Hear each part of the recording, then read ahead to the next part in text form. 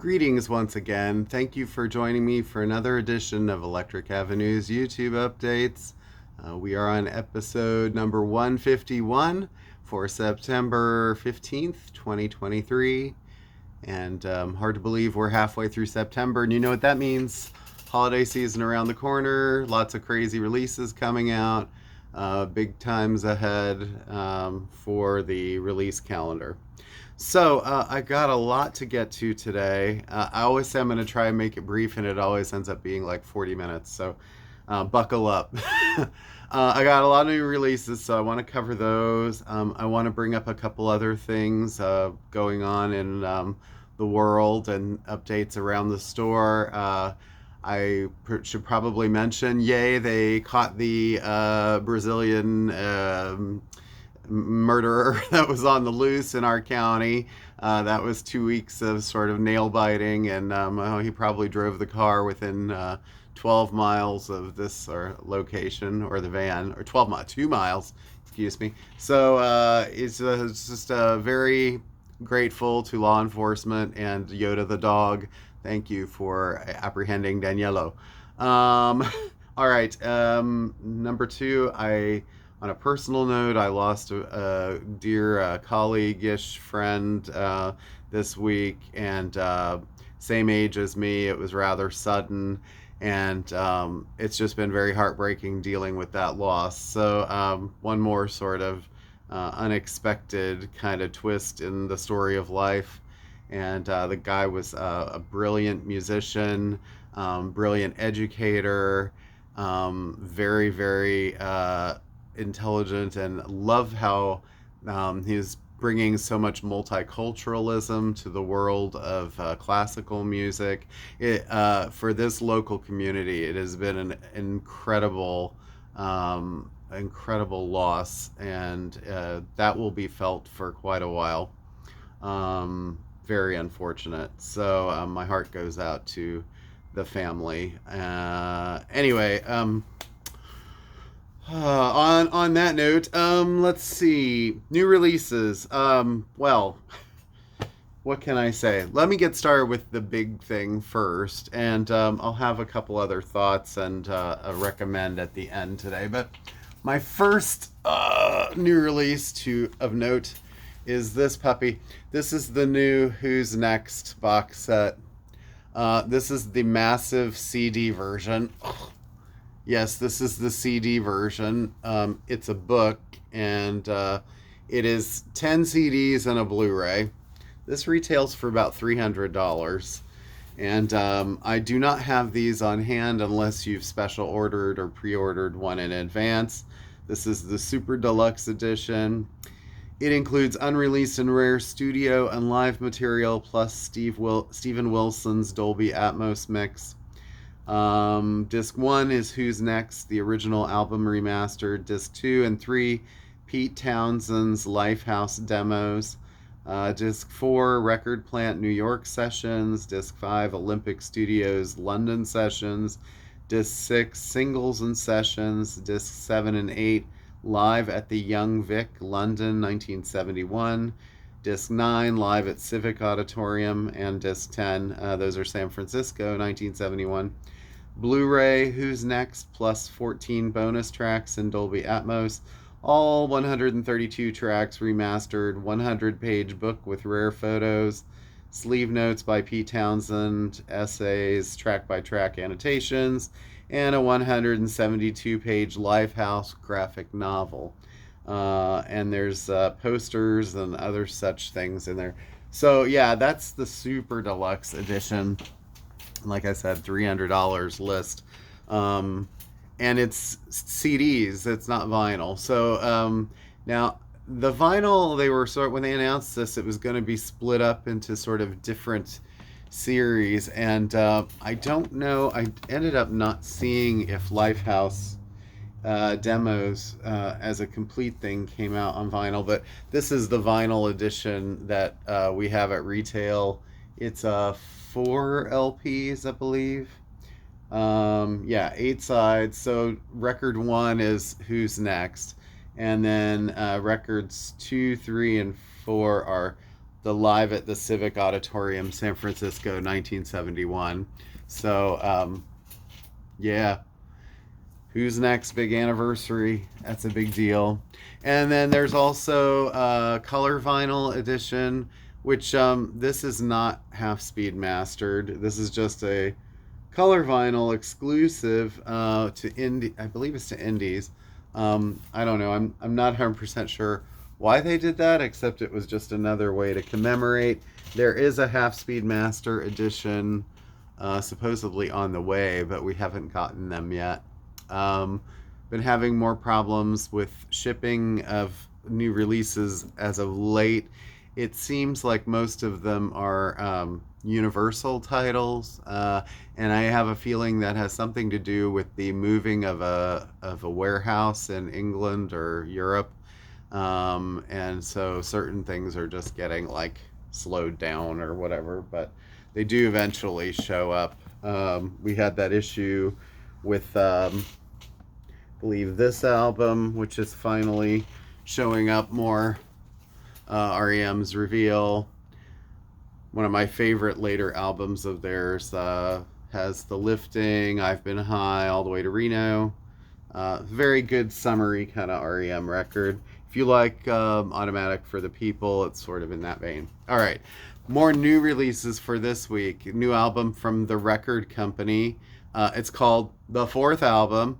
It says The Fourth Album on the sticker, featuring Highway Lady, Dance on Mondays, and Talk to Me.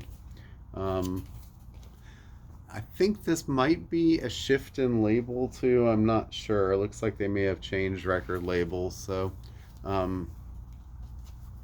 might be wrong about that. Maybe they didn't. But it somehow looks and feels much different than their last album physically. The Pretenders. Well, Chrissie Hynde and company. I mean, what can't be said. 45 years of great music now, and this was actually pushed back from it was supposed to be out in June, but for reasons unknown to me, pink vinyl, they pushed it back. 12 new songs. One of them features Johnny Greenwood of Radiohead fame. All right, so check that out. I think there are a fair amount of people waiting for this one, the new Explosions in the Sky album. It's been 6 or 7 years, 8 years since the last one. The new album, 180 gram yellow vinyl, instrumental and sort of like, I don't want to say it's sort of heavy. It's not really. It's just very like kind of abstract soundscapes. Abstract makes it sounds atonal. It's not, but it kind of, I guess, for fans of Slow Dive, Sigur Rós, that kind of thing, like it has a sort of shoegaze element, Mogwai. So new Explosions in the Sky. It's great. Haven't seen these guys for a little while either. The new Baroness. I guess I can show this since it's a cartoon. But this is their new album, Stone, on ruby red color vinyl, indie store exclusive. Always sort of interesting artwork. Yeah, 10 tracks. One track is called The Dirge. Well, it is Baroness, right? Back very quickly after last year's Laurel Hell, the new Mitski album. This is called The Land is Inhospitable and So Are We. Her last record did all right. I think she was sort of like being sort of weirdly pitted against Japanese Breakfast in the press, as being sort of like, oh, Asian girls that are making it happen. I don't know. Maybe they were sort of putting them together in positive ways. But this is Robin Egg Blue vinyl color. It sort of looks like an egg being sort of cracked open. Here is the artwork. And Laurel Hell also had kind of interesting artwork where it was sort of like there were 4 different covers on CD. This has 8 tracks. I don't know if any of them are long or whatever, but I think Laurel Hell was sort of okay received, but I think people were sort of expecting a little more, and so who knew that she had a whole other album in the works. I don't know if she recorded them at the same time or what, but anyway, new Need to Breathe album called Caves. I seem to be getting more requests for Need to Breathe lately. This features some guests: Judah the Lion, Carly Pierce, Old Dominion, and Foy Vance. So Need to Breathe. Okay. Sort of outlaw country, I guess, newer type stuff. Wheeler Walker Jr. and his new album Raw. I'm sorry, Ram. Ram. He's riding a ram. Hey. Uh, so features songs like Born to F, Money and Bitches, Dump Truck, Sniffers Row, Skanks for Nothing, Puddin', Finger Blast, F This Job, Who the F, and Credit Card. You can fill in the blanks, but you can actually see them there. Anyway, Wheeler Walker. Well, talk about no frills. That's great. Okay, let's see. Well, this actually came out streaming a little while ago. I think I just shifted things. Sorry. Killer Mike, and this is his new record, Michael.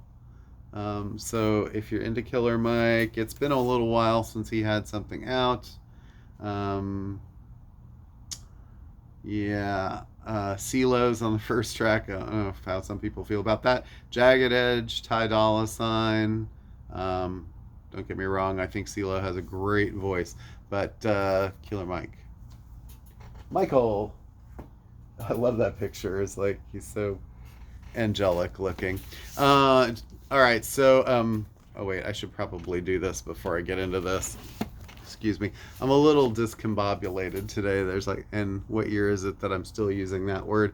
Rapper's Delight. This is a cool new Rhino release, and it's a hip hop at 50 on the sticker. Says the new classic hip hop collection features legendary tracks from the Sugar Hill Vault. It includes the long version of Rapper's Delight, 14 and a half minutes. Adventures of Grandmaster Flash on the Wheels of Steel, that's the joint, and Funk You Up by The Sequence, that's the first record, all the long versions. And then the second record, Monster Jam with Spoonie G, Apache, Sugar Hill Gang, Breakdance, Electric Boogie by West Street Mob, The Message by Grandmaster featuring Melly Mel and Furious 5 and Duke Booty, Step Off by the Furious 5 and White Lines, Grandmaster Flash, Melly Mel, long version. So it's a pretty cool collection.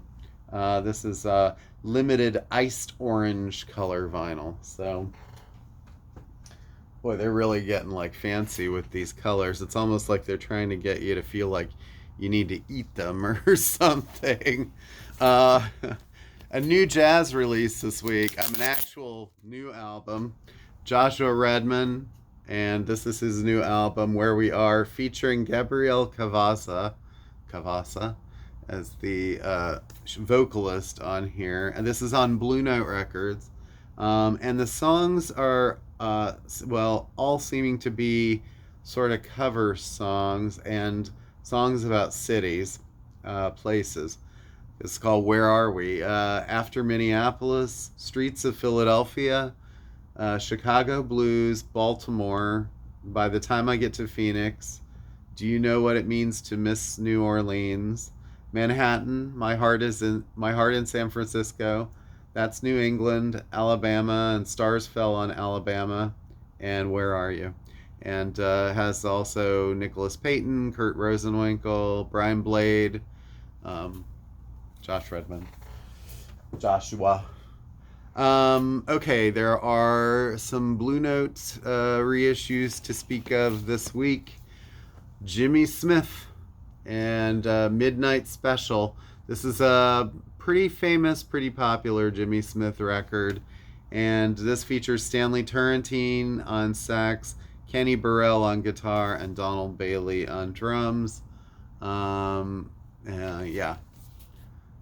Blue Note, you're gonna get the original mastered by Kevin Gray at Coherent Audio. They're gonna sound great. Um, that's really cool. Another really cool one that came out this week, Horace Silver, and it's the quintet and trio, and this is his album "Blowing the Blues Away." Got the glare there. That's kind of weird today. Also, Kevin Gray, Coherent Audio, mastered from the original analog tapes. Um, yeah.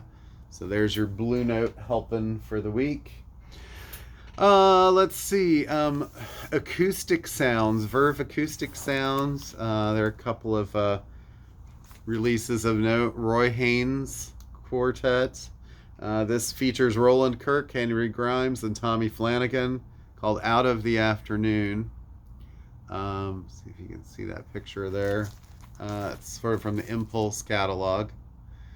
And Acoustic Sounds, yesterday they announced that they're going to be doing a whole subscription program for Atlantic Records. Now, this is the other big one this week on Acoustic Sounds. Nina Simone, Wild as the Wind, which is going to sound amazing. This is one of my 2 or 3 favorite Nina albums. I love Pastel Blues and I Put a Spell on You. Those are all great. Anyway, a mid-60s record featuring the unforgettable 4 Women. This does feature the Wild as the Wind that ended up on David Bowie's Station to Station. She also does a great version of Black is the Color of My True Love's Hair.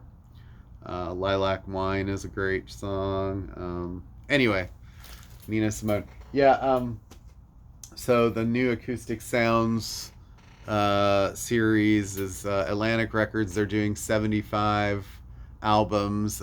Something like 500 people can reserve spots to pay $4,500 to get all specifically numbered things in the series. You'll get the same number for every record. So if it's like Aretha, you get record 5. If you get whoever else, Ray Charles, record 5, so they're consistent. And then I think they're only making 2,000 of those, and they're $60 each, pressed at 40, double 45. It's a nice idea. It's I don't know. I mean, I'm sure that there will be plenty of people that bite on it. I don't know if it's going to retail. This is the thing that's starting to get me with all of these. There's a lot of, and there have been a lot of subscription series of note, and they do great work. Don't get me wrong. It's just unfortunate that retail can't seem to get into the sort of system of that a little bit more, or be included in that, because they get so precious about these pressings. And in a way, it's sort of like makes sense because, you know, I suppose like it makes it more special in a way. But I always think of music as a very democratic sort of like, maybe that's not a good word for this, but a very sort of like art form for all. And it's unfortunate that when it gets too precious that regular people can't afford the records. I mean, they're already sort of a luxury at this point because of the pricing. But yeah, it just feeds that sort of aspect, I think, a little bit more. And it's kind of hard to discover artists sometimes when you have to pay a fortune for them. But anyway, speaking of which, well, no, this is not terrible or anything, but I'm excited about this. This is Woody Shaw. This is a reissue of his album Blackstone Legacy, a 1972 jazz classic. This, I think, was his debut. Features an all-star lineup including Gary Bartz and Ron Carter, so it's going to be a little out there. All analog mastering from the original tapes by Kevin Gray at Coherent Audio, pressed at RTI on 180 gram vinyl. The comment here is from All Music, truly a landmark recording and a pivot point in the history of postmodern music. It's sort of like a very, I guess, sort of, I don't want to say civil rightsy kind of like, it's the early 70s, so that kind of vibe. Things started getting jazz started sort of really branching out in that era. So, okay, like it hadn't before. Sometimes I say things and I'm like, did that name did that check okay? Did I track that right? Anyway, okay, more new reissues for the week. There's a bunch of Jeff Beck. Jeff Beck Wired. Jeff Beck Truth. These are all the classic ones, right? Blow by Blow and Beckola. And yeah, so Beckola has Rod Stewart, Ronnie Wood. Um, Blow by Blow features two songs that were by Stevie Wonder and his cover of Beatles' She's a Woman, produced by George Martin. Truth has Rod Stewart and Ron Wood. Also Jimmy Page, John Paul Jones, and Keith Moon. And the 1976 record Wired has Max Middleton, Narada Michael Walden, and Jan Hammer, produced by George Martin. So kind of important guitar-based records from the early 70s. Sort of obviously post Yardbirds for him. More reissues. I guess I better keep this moving. Cake, Comfort Eagle. So Cake has been sort of slowly reissuing their records over time, and it's nice to see this one out. This features Short Skirt and Long Jacket, and also Love You Madly and Shadow Stabbing, 180 gram vinyl remastered audio. Also features Meanwhile Rick James.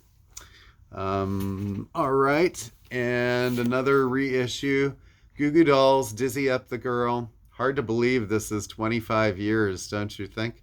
I mean, I guess. Can't believe it. Iris, the big hit.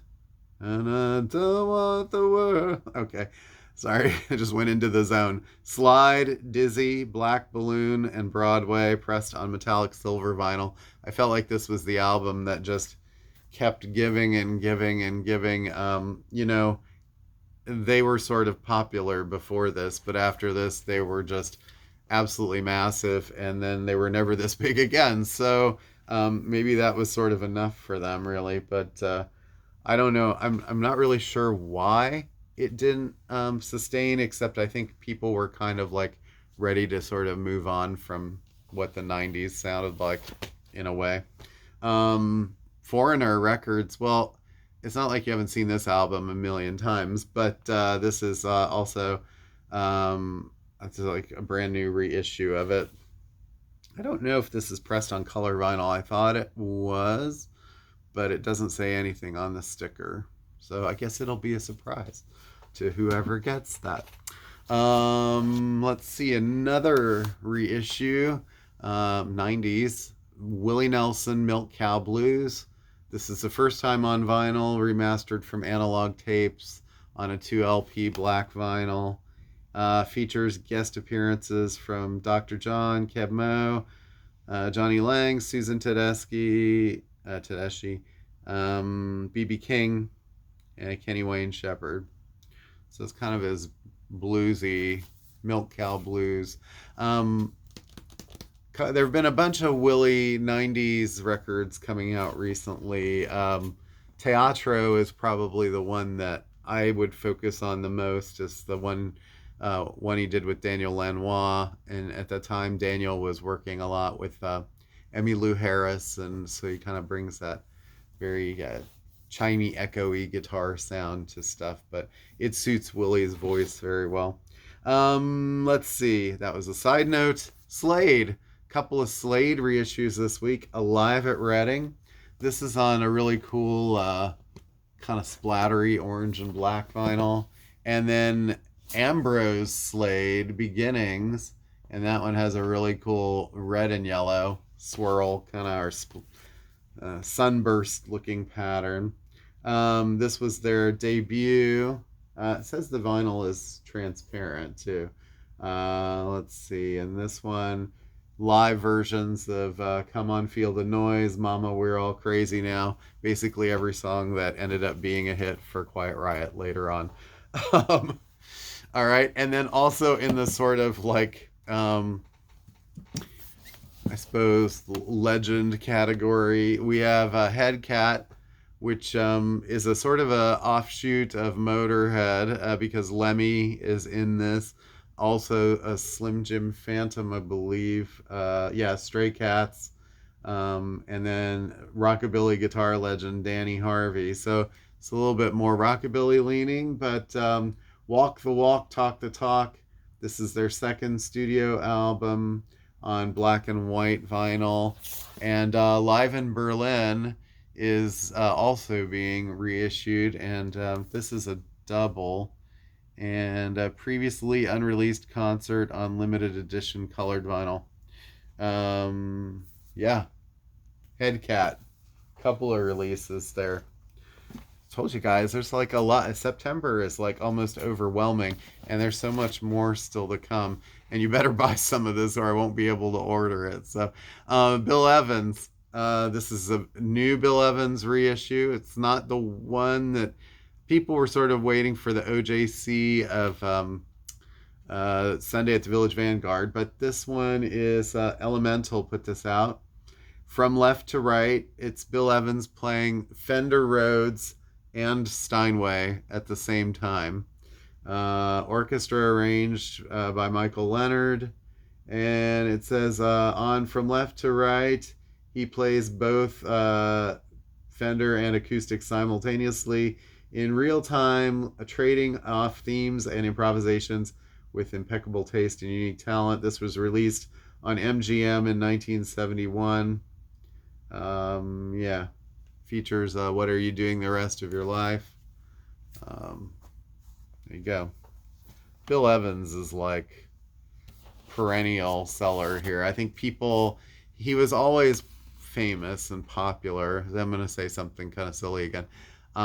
But it seems like his career has even exploded again in the last couple of years as someone who is very revered in jazz circles. Somebody who I think was very intriguing, Chili Gonzalez, and this is his album French Kiss.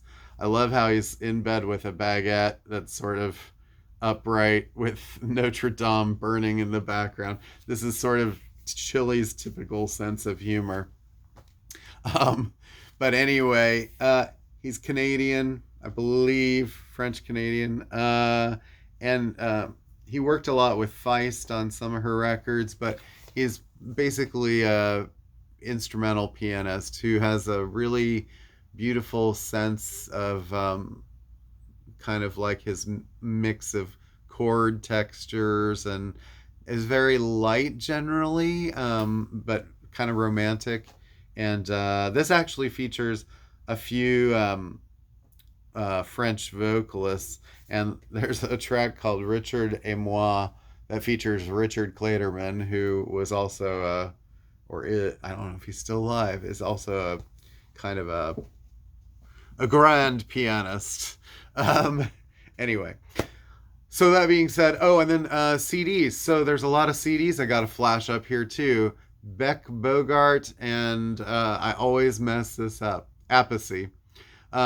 This is Jeff Beck, Tim Bogart, and Carmine Appice. Live in Japan, 1973. Live in London, 1974. This is a CD box set featuring a bunch of live stuff here. 4 CDs. Let's see, includes 2 historic recordings, 60-page hardbound book with exclusive liner notes, tour book, and a poster. This is about $60 on CD. There's a vinyl version of this. It's about 150, I think. So it's a larger. This was actually put out by Rhino. If you want the vinyl, let me know because I don't really have them hanging around. So other things on CD. Well, last week there was a new Allison Russell CD, and we just got that. The Returner is the name of it. She's great if you like sort of kind of rootsy folk rock kind of stuff.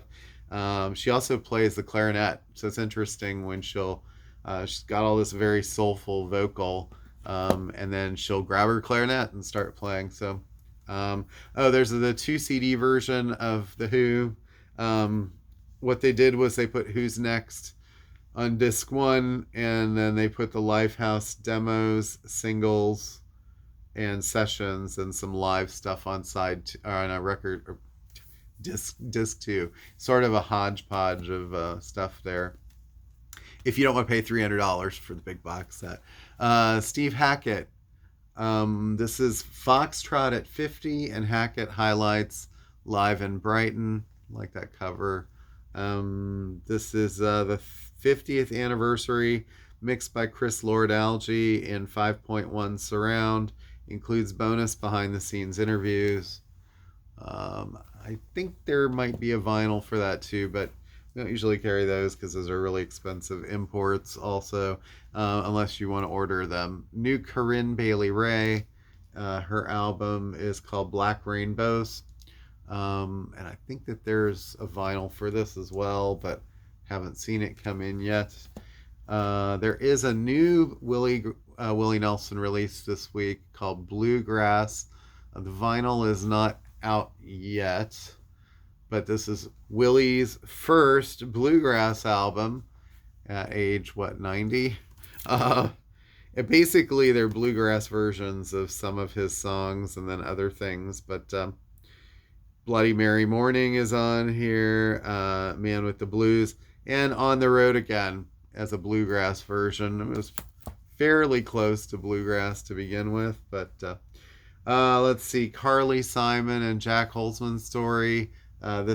These Are the Good Old Days, and basically this seems like a contractual obligation to me, but it says lovingly curated and sequenced by Elektra founder Jack Holzman with Ted Olson, plus liner notes by Olson featuring memories from Jack and Carly. It's basically 20 songs, which you can probably find on most used record shelves, but it's a nice collection, and sort of wraps up like her early years. Vagabond, this is her new record. Sorry I Haven't Called. We can get the vinyl if you want it.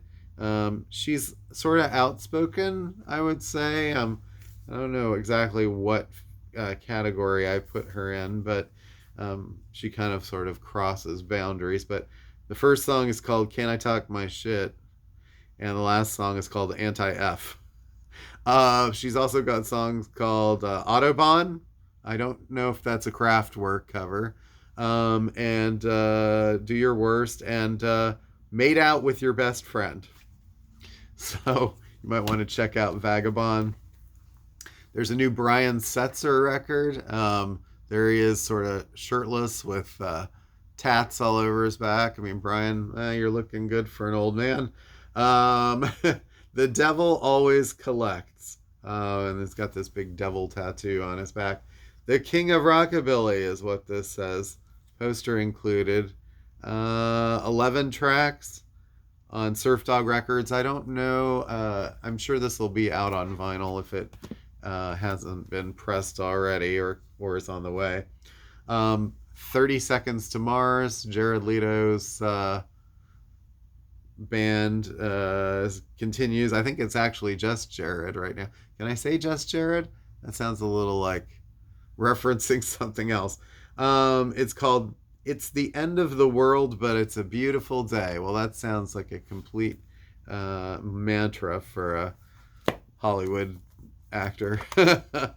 Superstar actor. Corey Taylor. This is CMF2. Corey Mother Effin Taylor 2, right? And this is the second album from a guy from Slipknot. I think that this is probably available on vinyl too, but I didn't see it come in yet. So let's see, if you're into more sort of like, I guess, post-rocky kind of stuff, or more abstract. I like using that word lately. Yob. And I think their last album, I had a few people asking for it. It's called Elaborations of Carbon. It's very like kind of minimalist art, black and white, but looks very cool, proggy, metally. I'm not really sure. Um, Shaky Graves, movie of the week. It's the new Shaky Graves album. Sort of just keep cranking them out. Dan and Shay, their new album, Bigger Houses, uh, country duo. They said that they were like on the verge of breaking up and decided to keep going as a team because people like them as a team. And Mike Tramp, Songs of White Lion, Remembering White Lion, featuring Mike Tramp. Um, yeah, some of these recordings were from 1981 and 82 also. Okay, so I think that's it for news stuff. Um, I just wanted to briefly talk a little bit about something going on in the business and then give my little recommendation. They're the second largest distributor in the country, in the United States, announced this week that they are ceasing operations. And I can't imagine that it's because they weren't making a fair amount of money, but apparently the owners sort of wanted to get out of it. I don't know. I heard rumblings that they might own a an alcohol empire and really just don't even care about dealing with music anymore. They'd already shut down their video game distribution business. And also, they've been doing books for 35 years as 35 years of distribution. How is this going to affect the industry, indie stores and such like that? Well, it's going to be tough, I think, because we have less options. There are other companies, but they're smaller, and there's only one massive company that still remains. So we're in a sort of monopoly situation, and that kind of leads it to have them price records however they want and kind of control that. There was an issue last year I noticed where this secondary distributor had announced a line of records that were coming out and had them very well priced. And then this other company had announced theirs, the bigger one, and they were more expensive. And then within a couple days, I noticed that they'd adjusted their prices down to match what this other company was offering. So the competitive factor is sort of going to evaporate. The big company is going to be able to hold more accounts to strict guidelines, which means we probably will have to carry fewer records or take fewer chances on bringing records in that we think might be of interest to the public. It's kind of I don't want to say scary because there are other distributors, but they're smaller. They're not really prepared to handle a big influx of business, and we're talking probably 20 business of the country went through this company. And they also had recently closed down several of their warehouses and moved them to one central location. So you kind of felt that something was going on. But it's just sad to see this happen because they really are taking away a lot of people's options. And it's I'm surprised that nobody came in and offered to buy it. Um, I have to say, like in today's climate, I can't imagine that it wasn't making some money because vinyl exploded so much during the pandemic. So anyway, that's just something going on behind the scenes, and you know, pray that things kind of like hold where they are and that it doesn't get really ridiculous and out of control, and that we're all going to be suffering. So what I can say is continue to support your local independent stores. They really need your support right now because I don't know what record store days are going to look like. We did order from that company a fair amount, and I was kind of using them, I was, as sort of a backup for the big big guys because the big company was making a lot of mistakes. They were sending boxes to the wrong stores. I was getting other people's boxes, or I was just not getting boxes at all, or shipments were showing up last minute. And so it was nice having a little bit of a buffer there. And now that buffer is going to be gone. And I don't know how tightly they're going to hold the reins on these other being able to order from these companies and whatever. It's kind of scary actually. So support your local indies. All right. 'Cause if you still want to see record store days, that's all I gotta say. Stop just clicking on Amazon. I know it's easy and you're looking for best pricing, but it's doing a lot of harm in the long run. So, all right. On to brighter things. My recommend of the week. Well, everybody talks about her first album as being sort of iconic, and I'm going to talk about her second album a little bit here. Tori Amos, Under the Pink. Tori gets pegged a lot as being sort of a Kate Bush like copy, and I feel like yes, there are a lot of elements of that, and I think for a while she wasn't really necessarily citing Kate as a big influence, and she's more free about that now. But I think also, it kind of goes to like Greta Van Fleet's, and then they won't talk about Led Zeppelin.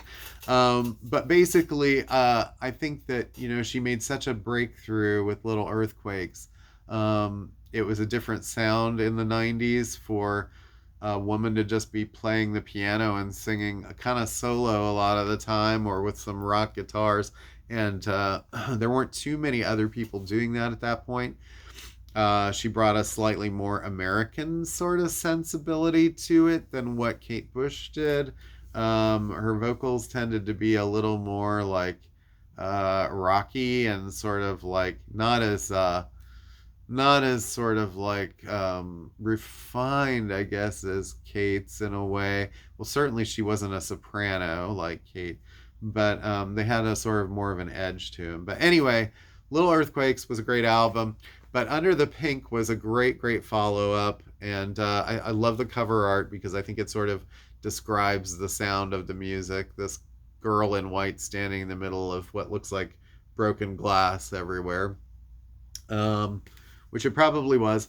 So this album featured Pretty Good Year, which is a great sort of piano ballad, a story about a fan and how the fan is sort of going through a depressing time. And it's very quiet, and then all of a sudden there'll be like these bursts of rock energy, and then it'll be quiet again.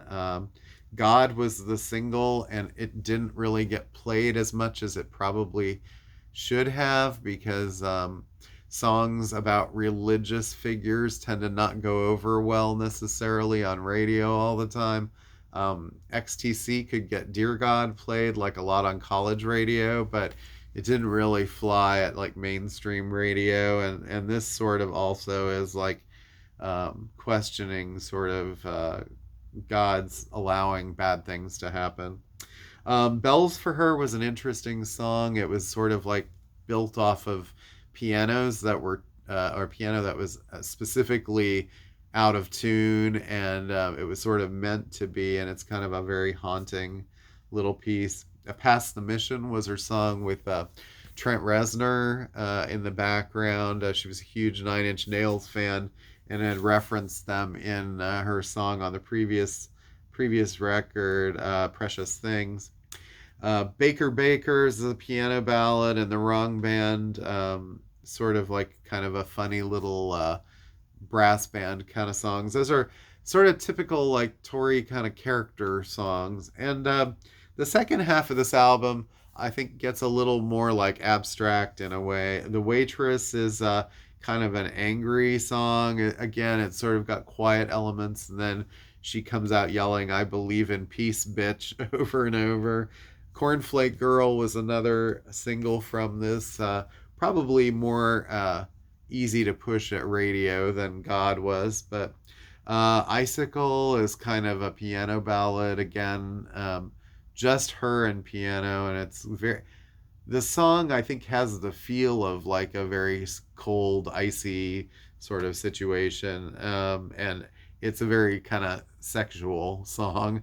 Cloud on My Tongue and Space Dog, those are kind of more, again, abstract sort of songs. And the last song, Yes Anastasia, is sort of a big orchestral piece, sort of proggy in a way. It kind of like meanders. Those last three songs are sort of indicative of Tori's where she would go as a lyricist for a while. It almost sounded like somebody who it meant it maybe it had specific meaning to her, and some of the lyrics seem very abstract in the way that like early Duran Duran lyrics were sort of abstract, where you almost needed like a translator as to what she was trying to say there. But it's a very great album. It kind of has really gives a lot of like voice to the piano. I think the piano is very well recorded on that album, and there's a lot of textures and stuff. And it's still sort of reined in formally before the next album, Voice for Pele, where she really went for like some off the wall kind of stuff. So, all right. So my recommend of the week, Tori Amos, Under the Pink. So I started to drop everything here. All right. So, well, thanks everybody for joining me. I know this was, again, they seem to be getting longer and longer. So I'm going to cut it off now. Sounds very severe. Thanks for joining me. Have a wonderful weekend, and get out and support your local record store. If it's us, then that's great. And be thankful and happy that Daniello is behind bars again. Hopefully they can keep him there this time. And watch out for the sneaky, the sneaky little guy. All right. Take care, and we'll see you soon. Peace.